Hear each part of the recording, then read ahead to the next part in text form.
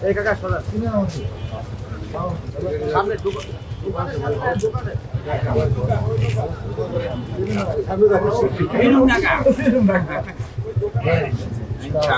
তোমার চা খান আরেকদিন এসে আপনাদের সাথে চা খাবো। ভালো আছে ভালো আছে কেমন আছে লাগবে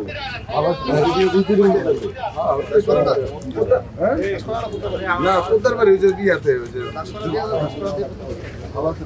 সামনে নদী মেরে দিয়ে